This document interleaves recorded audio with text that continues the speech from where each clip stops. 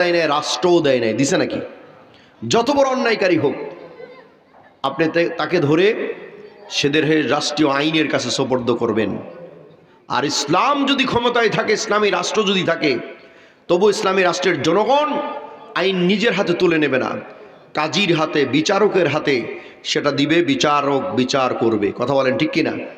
এটা যারা করেছে তারা মুসলমান তথা গোটা দেশকে পৃথিবীর মানচিত্রে কলুষিত করে দিয়েছে, ইসলামকে কলুষিত করে দিয়েছে। কারা করেছে জানি না, আর এগুলো কোনো মুসলমান ইমানদারের কথা নয়, এ হলো ষড়যন্ত্রকারীরা। কথা বলেন ঠিক কিনা?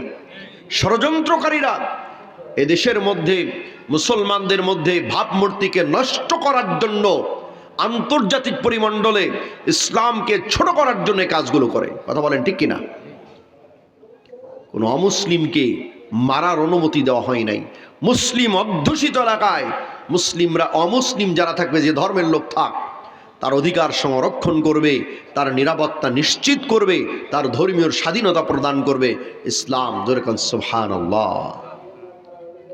আমার বন্ধুগণ, সুতরাং মানুষকে মেরে পিটিয়ে জোর করে হেদায়েত করার প্রয়োজন নাই, এটা আল্লাহ পাক অনুমতি দেন নাই। নবীজি তার প্রিয় চাচাকে পর্যন্ত হেদায়েত করতে পারেন নাই। আল্লাহ যাকে ইচ্ছা তাকে হেদায়েত দিবেন, যাকে ইচ্ছা তাকে জান্নাতীদের দলে আসার সুযোগ দিবেন। সুবহানাল্লাহ কোন। এই ওয়াজ মাহফিলের প্যান্ডেলে আল্লাহ পাক যাদেরকে কবুল করবেন তারাই ওয়াজ শোনার জন্য আসতে পারবে, যাদের কবুল করেন নাই তারা এর ভিতরেও ঢুকতে পারবে না। ঢুকলেই তো জান্নাতি হয়ে যাবে। সুবহানাল্লাহ কোন। কেননা নবীজির ভাষায় আমরা বেহেশতের বাগানের মধ্যে আছি।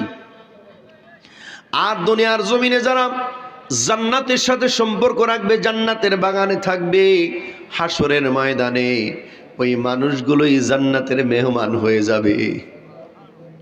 আল্লাহ রাব্বুল আলামিন বলেন, ইন্নাল্লাযীনা আমানু ওয়া আমিলুস সালিহাতি কানাত লাহুম জান্নাতুল ফিরদাউসি নুজুলা খালিদিনা ফিহা লা ইয়াবগুনা আনহা হিওয়ালা। আল্লাহ রাব্বুল আলামিন বলেন, নিশ্চয়ই যারা ঈমান আনয়ন করলো, ঈমান আনার পরে নেক আমলগুলো, ভালো আমলগুলো করলো, যারা ঈমান আনলো